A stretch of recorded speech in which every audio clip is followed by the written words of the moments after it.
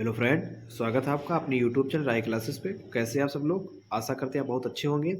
तो जैसा कि हम यूपी बोर्ड का मॉडल पेपर अपना हल कर रहे थे और हमने जो इसमें खंड का कंप्लीट कर लिया था, तो यहाँ पर जो हम लेकर आ गए हैं आपके लिए खंड बा। भैया इसमें जो क्वेश्चन आपके दिए गए हैं इनको आप जो नेगलेक्ट ना करें, इनको जो जरूर एग्जाम में करके तभी अपने एग्जाम हॉल में बैठें। ठीक, इसी आधार पर यही क्वेश्चन आपको सेम टू सेम आपके एग्जाम में देखने को मिल जाएंगे। तो चलिए हम देर ना करते स्टार्ट करते हैं अपना खंड बा। और यहाँ पे देखो दिया गया है कि सभी खंड आपको हल करना है। ठीक, और उसमें हमारा पहला क्वेश्चन दिया है कि दो क्रमागत धनात्मक पूर्णांकों का गुणनफल 2 से विभाज्य है। यह कथन सत्य है अथवा असत्य है, कारण बताइए। ठीक, तो इसको जो है हल करते हैं। देखिए, आपको बताना कि दो क्रमागत धन पूर्णांक, दो क्रमागत धन पूर्णांक। ठीक, हमको जो है पहली बात ध्यान यहाँ पर रखना है कि दो क्रमागत धन पूर्णांक लेना है। दो क्रमागत धन पूर्णांक, जैसे मान लो हमने ले लिया एक 4, दूसरे ले लिया 5। ठीक, और इनकी जो हमने गुणा करा दिया तो कितना आया 20, जो कि हमारी 2 से 1 विभाज्य है। हमने दूसरा ले लिया नंबर, एक 3 ले लिया, एक 4, तो 4 तियां 12, जो कि 2 से तुम्हारा क्या है विभाज्य है। हमने एक ले लिया 7, दूसरा ले लिया 8, 7 8 56, ये तुम्हारा क्या है 2 से विभाज्य है। तो हम यहाँ पे ये कहेंगे कि जो हमारी संख्याएं हैं, ठीक, अगर हम दो क्रमागत धन पूर्णांक लेंगे, दो क्रमागत धन पूर्णांक लेंगे तो उसमें एक सम संख्या होगी, सम संख्या होगी, और एक विषम संख्या होगी। अतः हम कह सकते हैं कि दो क्रमागत धनात्मक पूर्णांक का गुणनफल 2 से विभाज्य है, यह कथन सत्य है। ठीक, इसके बाद हम चलते हैं अपने अगले क्वेश्चन पे।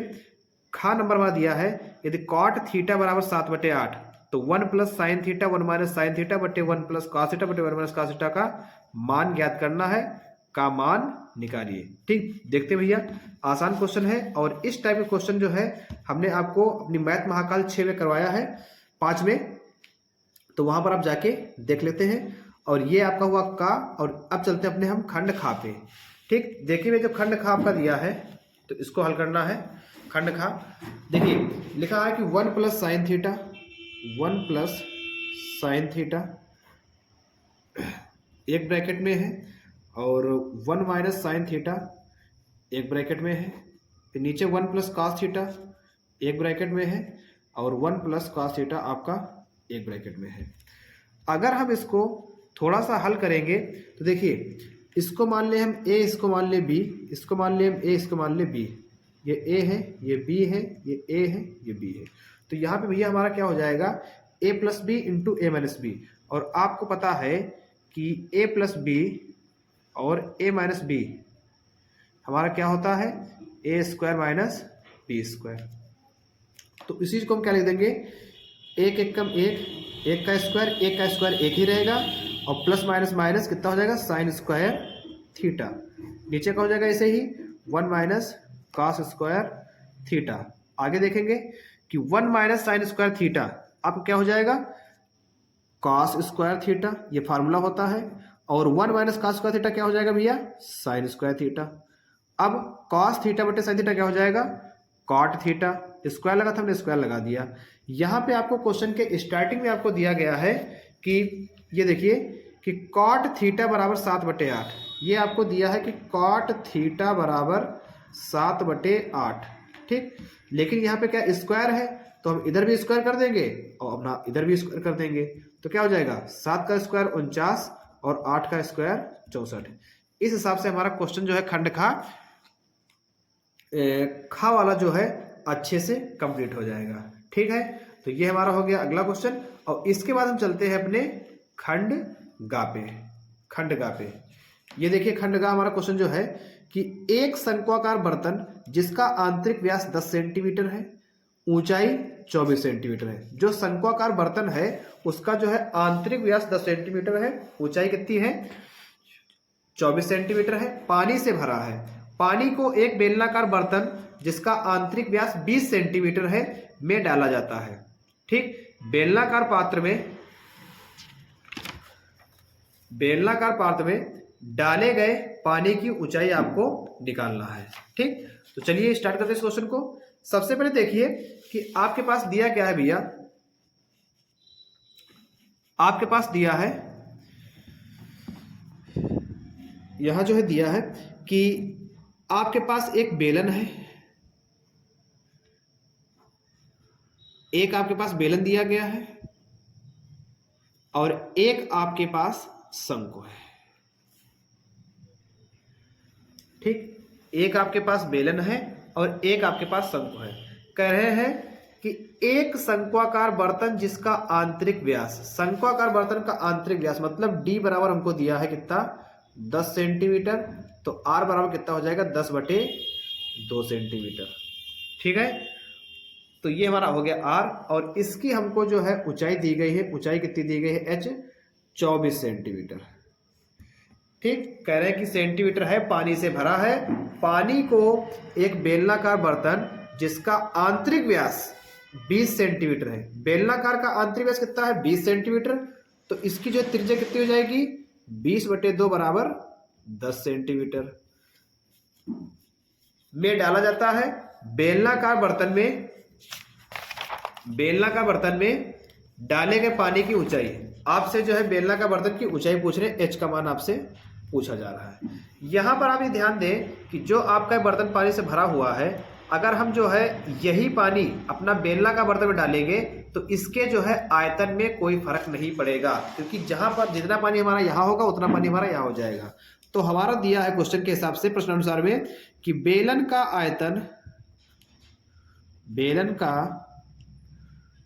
आयतन बराबर शंकु का आयतन। बेलन का आयतन बराबर शंकु का आयतन। बेलन का आयतन को कितना दिया है, πr²h। शंकु का आयतन 1/3 πr²h। देखो दोनों तरफ पाई पाई हमारा कैंसिल हो जाएगा। r, बेलन की त्रिज्या कितनी है, 10 × 10, बेलन की ऊंचाई निकालना है, बराबर 1/3 × त्रिज्या कितनी है इनके लिए, त्रिज्या कितनी है, 5 × 5। ठीक, और ऊंचाई कितनी दी गई है, 24। 3 एकम 3, 3 अठे 24। ध्यान दे भैया, 5 एकम 5, 5 दूनी 10, 5 एकम 5, 5 दूनी 10, फिर 2 दूनी 4, 4 दूनी 8। तो आपकी ऊंचाई कितनी आ गई, आपकी ऊंचाई जो आएगी वो आ जाएगी 2 सेंटीमीटर। कितनी आएगी भैया, ऊंचाई आपकी आ जाएगी 2 सेंटीमीटर। ठीक है,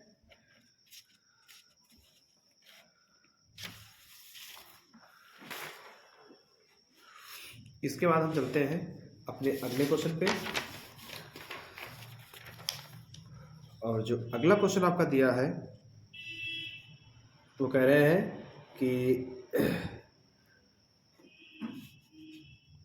हाँ, क्वेश्चन आपका जो कह रहे हैं वो कह रहे हैं कि निम्न आंकड़ों का समांतर माध्य ज्ञात कीजिए। जहां पे हमको वर्ग अंतराल दिया है 10 से 20, 20 से 30, 30 से 40, 40 से 50, 50 से 60, 60 से 70, और फिर आपको बारंबारता दी गई है 2, 7, 12, 15, 8, 6।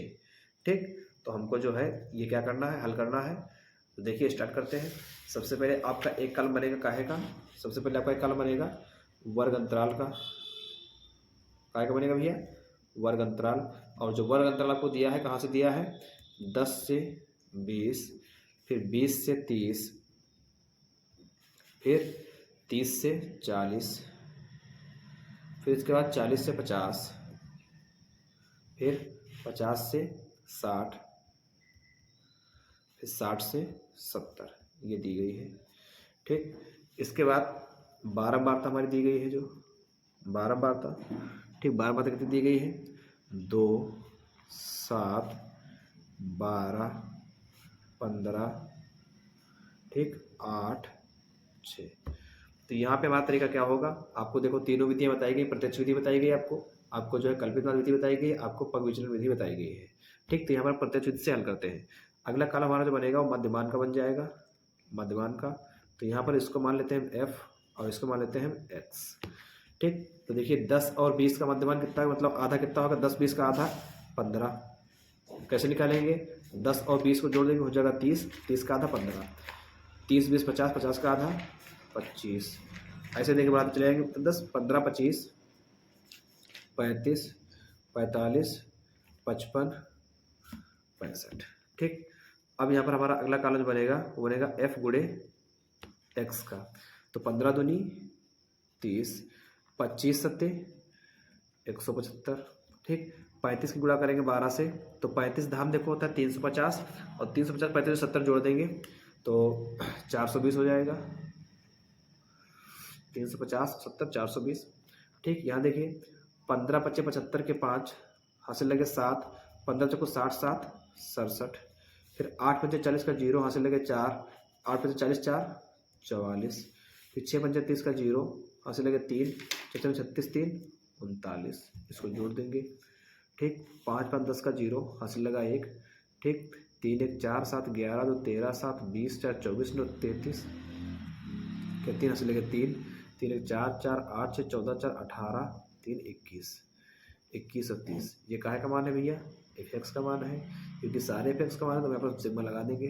ठीक है, 12 बार तो जोड़ देंगे कितना आएगा। ठीक,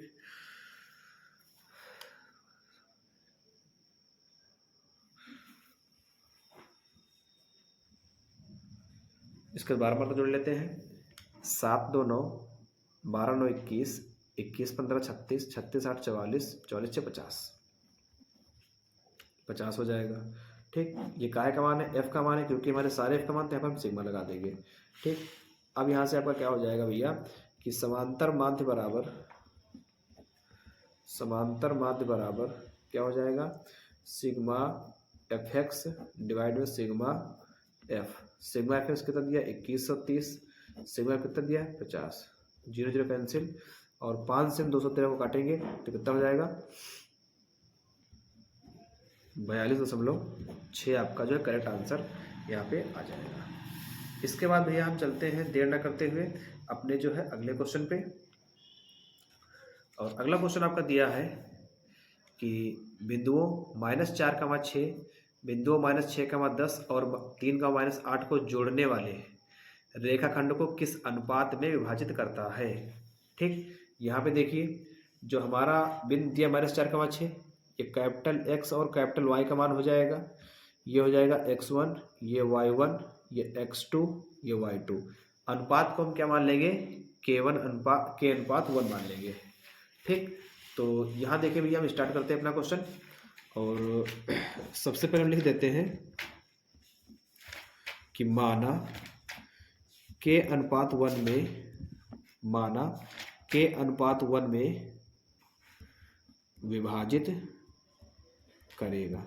ठीक, तो यहाँ पर जो है जो कैपिटल X, Y दिया है वो आपको दिया -4, 6, जो x1 दिया है वो है -6, और जो x2 दिया है वो है 3, जो y1 दिया है भैया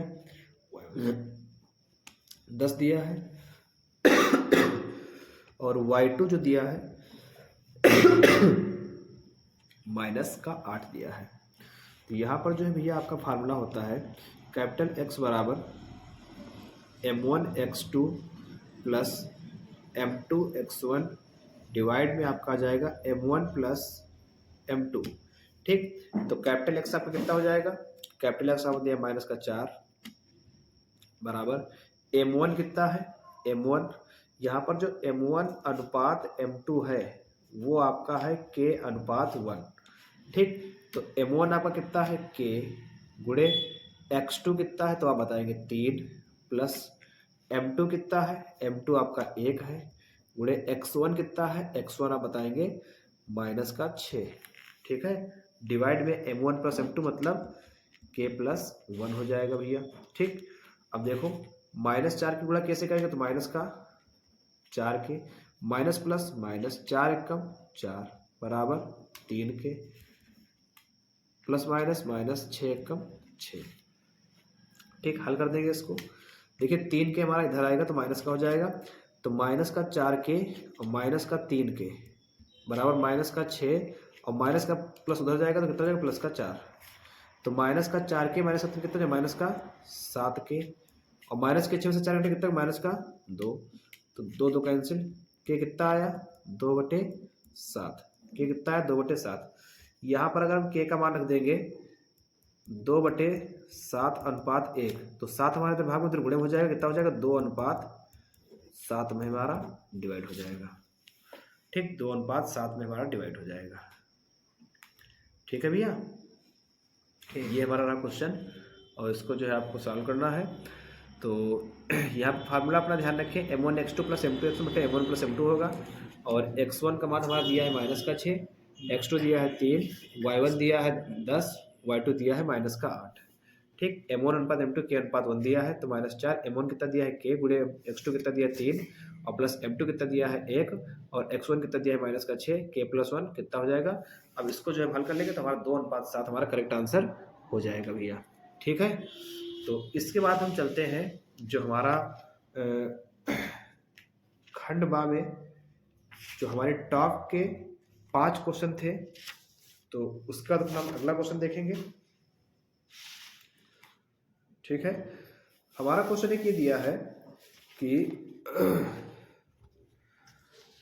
ये देख क्वेश्चन आप देख पा रहे होंगे कि के का मान ज्ञात कीजिए यदि बिंदु 2, 3, 4, के और 6, -3 संरेखी है। ठीक, कौन कौन से बिंदु दिए हैं, पहला दिया है आपको कि 2, 3, 4, के और 6, -3 क्या है भैया, ये संरेखी है। ठीक, संरेखी है। तो यहाँ पर हम मान लें कि ये आपका x1 है, ये y1 है, ये x2 है, ये y2 है, ये x3 है, ये y3 है। यहाँ पर आप ये ध्यान रखें कि संरेखी होने के लिए त्रिभुज का क्षेत्रफल बराबर 0 होना चाहिए।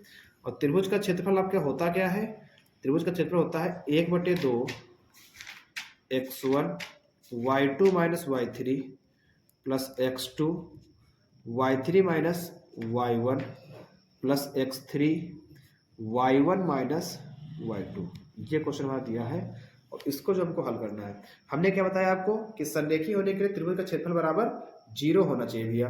तो त्रिभुज का क्षेत्रफल कितना हो जाएगा, 0 बराबर 1/2 x1 कितना दिया है 2, y2 कितना दिया है, y2 आपका दिया है k, माइनस y3 कितना दिया है तो माइनस का 3, प्लस x2 कितना है 4, y3 कितना है माइनस का 3, माइनस y1 कितना है 3, प्लस x3 कितना है 6, y1 कितना है y1 3, माइनस y2 कितना है k।